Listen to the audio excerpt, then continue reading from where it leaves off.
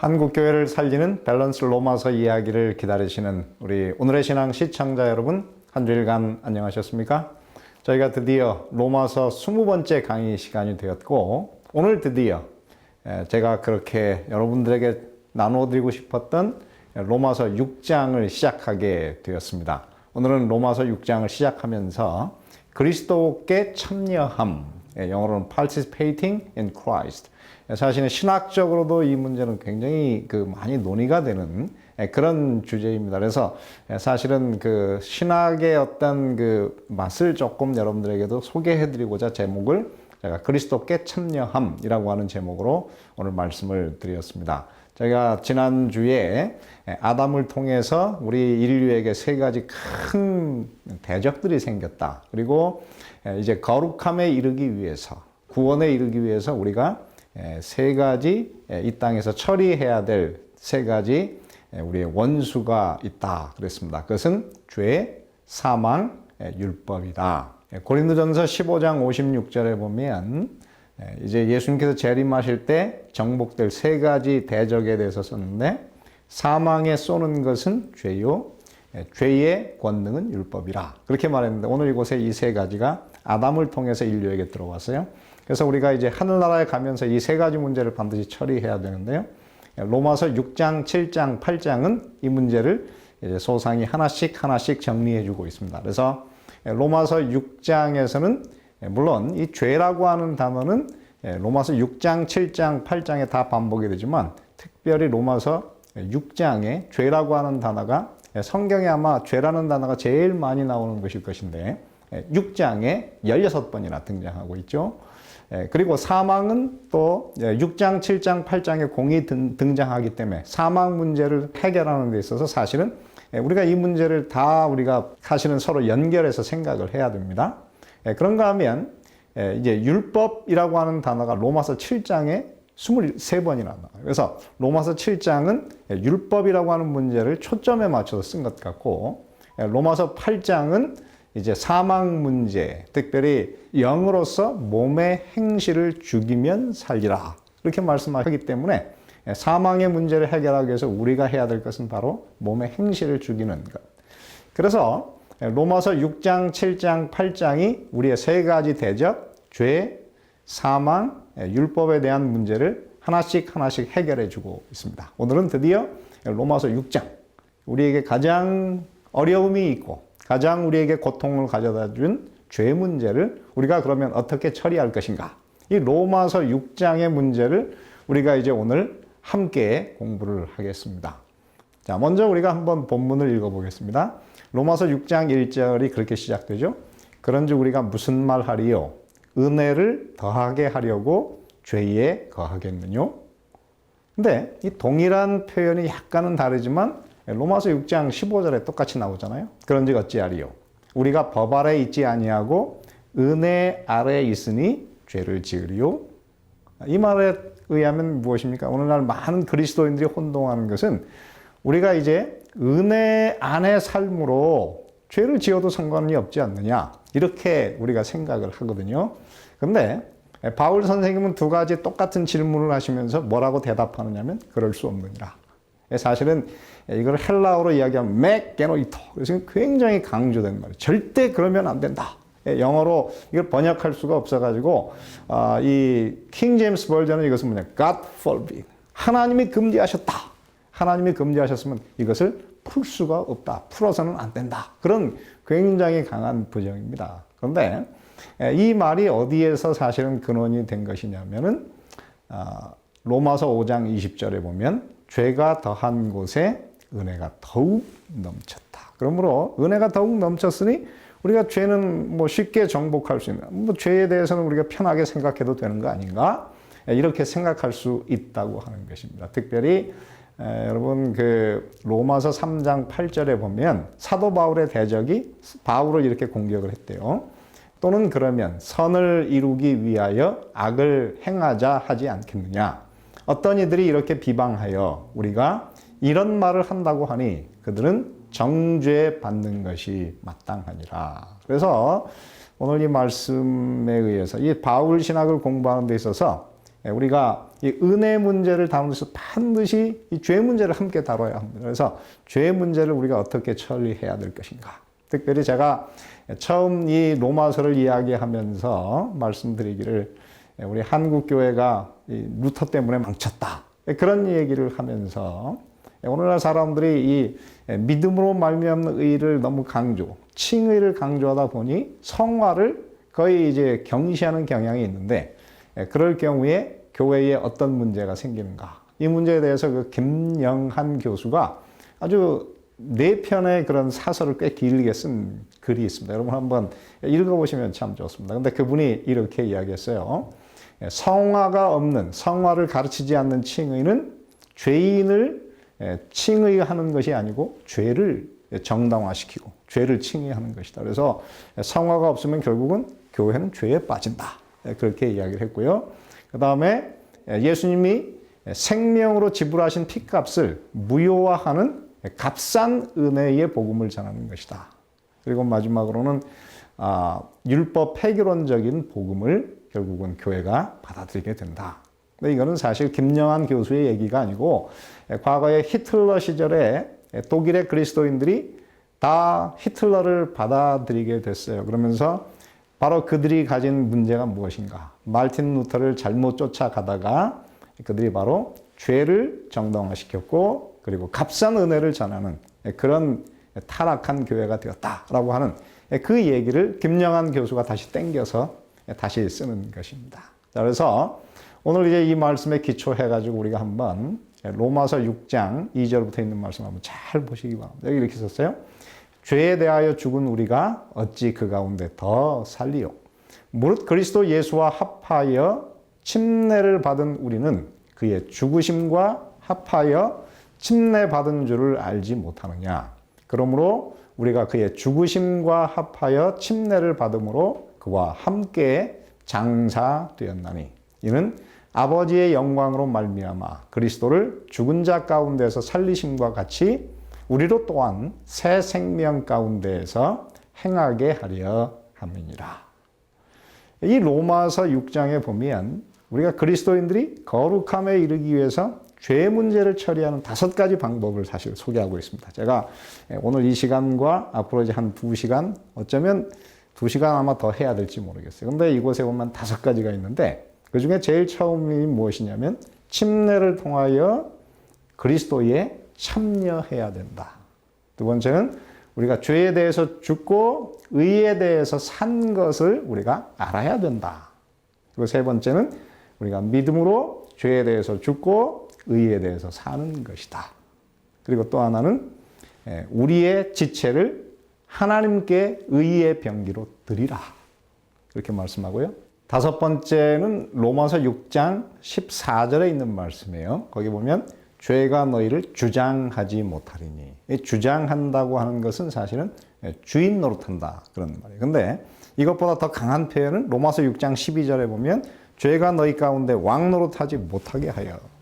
참 대단한 약속 아닙니까? 여러분 이 땅에 사는 우리 그리스도인들 다 죄로 인해서 연약한데 죄 때문에 우리가 어떻게 해요? 이 땅에서 참 고생을 많이 하는데 로마서 6장 12절에 2번 반복되는 복음은 죄가 너희에게 왕 노릇하지 못할 것이다. 그리고 로마서 6장 14절에 죄가 너희에게 주인 노릇하지 못할 것이다. 이렇게 약속하는데 그 다음에 이는 왜냐하면 너희가 법 아래 있지 아니하고 은혜 아래 있습니다. 그래서 5번째는 우리가 이 땅에서 법의 지배를 받지 말고 은혜의 지배를 받아야 된다. 이렇게 5가지가 그 원칙으로 사도 바울 선생님이 말씀하고 있습니다. 여러분 로마서 6장의 이야기는 사실 구약 성경에 그 근거가 없어요. 그렇기 때문에 이 말씀, 이런 이야기를 어떻게 바울이 할 수 있는가? 그거는 바울 선생님이 그분이 경험을 통해서 이 문제를 배운 것입니다. 바울 자신이 죄 문제에 대해서 많이 고민을 했고 그가 고통당하고 괴로워하고 성령의 인도를 따라서 살면서 죄를 극복하는 비결을 그가 배웠어요. 그 경험으로 배웠기 때문에 그것에 근거해서 로마서 6장과 같은 대단한 명문장을 쓴 것입니다. 그 중에 바로 이 첫 번째 오늘 드리는 말씀은 바로 그것은 무엇이냐면 그리스도께 연합을 해야 한다. 오늘 이곳에 보면은 그리스도와 함께 그리스도와 합하여 혹은 그리스도께 연합하여 이런 단어가 몇 번이나 나오냐면 로마서 6장에만 자그만치 9번 나와요. 자, 그래서 이 로마서에서 제일 중요한 것이 무엇이냐면 결국은 그리스도와 연합하는 것입니다. 근데 무엇에 연합을 하나요? 거기에 보면은 세 가지에 대해서 연합하는데요. 첫째는 그의 죽으심, 장사 지냄, 그리고 마지막은 그의 살아나심, 부활에 우리가 연합을 해야 되는 것입니다. 그래서 여러분 이 침례라고 하는 것은 사실은 굉장히 중요한 것인데요. 여러분 한번 생각을 해보십시오. 예수님이 죄를 지으셨나요? 예수님은 죄가 없으셨어요. 근데 침례 요한이 주는 침례는 무엇입니까? 너희로 회개케 하기 위해서 내가 너를 물로 침례를 준다.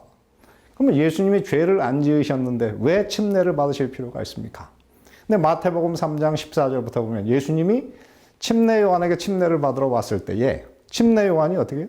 예수님께 침례 주기를 거절했습니다. 왜냐하면 예수님은 죄를 짓지 않으신 분이니 침례 요한보다 훨씬 더 거룩하고 죄와 상관이 없는 분이 왜 침례를 받으시겠어요? 그랬더니 예수님께서 하신 말씀이 마태복음 3장 15절에 우리가 이와 같이 하여 모든 의를 이루는 것이 합당하니라. 그래서 예수님께서 침례를 받으신 것은 무엇입니까? 의를 이루는 대단히 중요한 그런 과정이다. 예수님 자신을 위해서가 아니고 이것은 하나님 뜻이기도 했고 이 땅에 살아가는 모든 하나님의 나라에 들어가는 사람들에게 반드시 지나가야 될 것이 바로 경험해야 될 것이 바로 침례의 경험이기 때문에 예수님이 우리가 이와 같이 하여 모든 의를 이루는 것이 합당하다. 그렇게 말씀하신 것입니다. 근데 그 당시에 유대의 그 지도자들이 침례 요한과 그의 침례를 거절했어요. 그럴 때 예수께서 이렇게 질문하시죠. 요한의 침례가 어디로부터 왔느냐? 하늘로부터냐 아니면 사람으로부터냐? 예수님은 무슨 얘기입니까? 침례는 인간의 기원이 아니고 하늘에서 기원한 것이다. 그렇게 말씀을 하세요. 그 다음에 또 한 가지는 누가복음 7장 29절 30절에 이렇게 말씀하십니다. 바리새인과 율법 교사들이 침례 요한의 침례를 거절했어요. 근데 그 다음에 이렇게 묘사하죠. 그들 자신을 위한 하나님의 뜻을 저버렸다. 그렇습니다. 그러므로 침례를 이 땅에서 받는 것은 하나님의 뜻입니다. 그것을 거절하는 것은 하나님의 뜻을 저버린다. 굉장히 강력한 표현이 아닐 수가 없는 것입니다. 특별히 예수님께서는 그분이 하늘로 승천하시면서 제자들을 온 세상에 보내시면서 아버지와 아들과 성령의 이름으로 침례를 베풀어라.